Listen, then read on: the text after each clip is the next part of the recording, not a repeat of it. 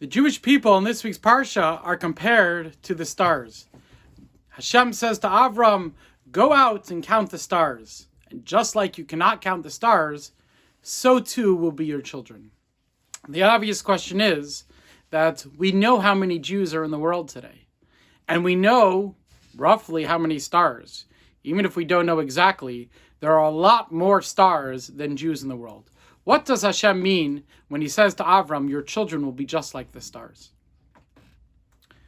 The commentaries explain that just like a star is so far away, and we can't really appreciate the true worth of the star. We can't really appreciate and know exactly what the star is because it's so far away. And therefore we look up at the star, maybe we see a glimpse of the star, but we don't truly appreciate the star. The same is with the Jewish people. The Jewish people have unlimited potential. When you see a Jew, you might look at them, you might give them certain limitations. When a person looks at themselves, they might say that they have certain limitations, their potential only goes so far.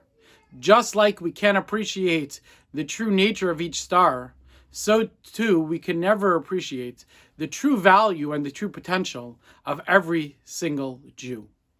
Every Jew has amazing potential. Every Jew has potential to do amazing things. We, each and every one of us, has amazing potential, and we should never ever sell ourselves short. We should never ever limit ourselves in any way. We should know that we have limitless potential. And we have limitless potential to do amazing things. Doing amazing things can come in different forms. Sometimes limitless potential, sometimes accomplishing great things means that we can be big people, we can be famous people, we can accomplish things that the whole world sees and the whole world knows that they're affected by. We have had throughout our ages amazing leaders, amazing rabbis, amazing teachers, and people who accomplished amazing things for the Jewish people. But then there's another type of accomplishment, which is just as great as the first accomplishment. There's the growth and there's the potential and the work that we put in ourselves. The work that we do between us and God, between us and ourselves. There also, we have limitless potentials to work on ourselves, to make ourselves better people.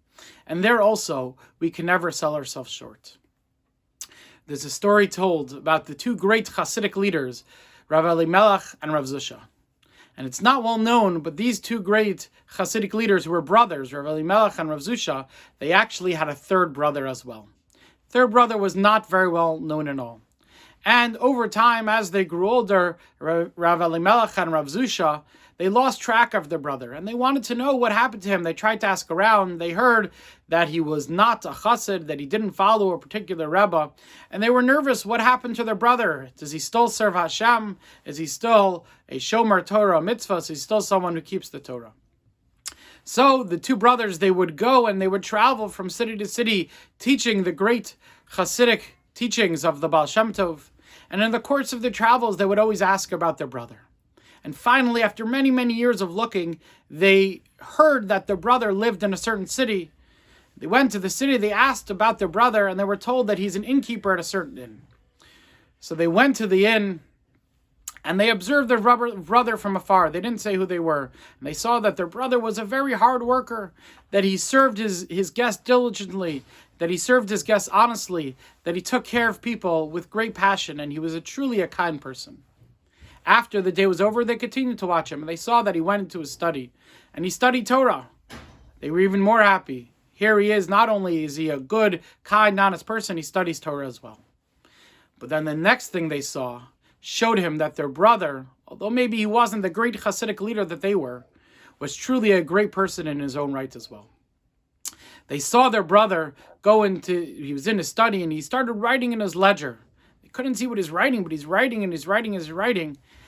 And what is he writing for so long? How much could he have to write in his ledger? And then they saw him start to cry. He starts crying and crying. The tears are going from his face down onto the words on the paper, and then he starts reading the words. He says, I didn't give this Jew the amount of respect that a Jew deserves. When this person asked me a question, maybe I answered him a little too harshly, and he goes on, crying over all the little tiny things that he didn't do well. cries and cries until his tears washed down onto the paper and washed the words completely away.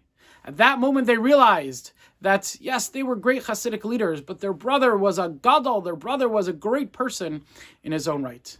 And that's the potential of every single Jew. Whether we're going to be a leader, whether we're going to be a person who accomplishes things out in the open, out in the public, and people look at him and recognize that he's a great leader, or whether you're a person who just between you and yourself, between you and God, you sit down and you work on yourself and you improve yourself to make yourself a better person, a kinder person, a person who cares more about other people, a person who has a more faith in Hashem, a person who has an amazing relationship with Hashem.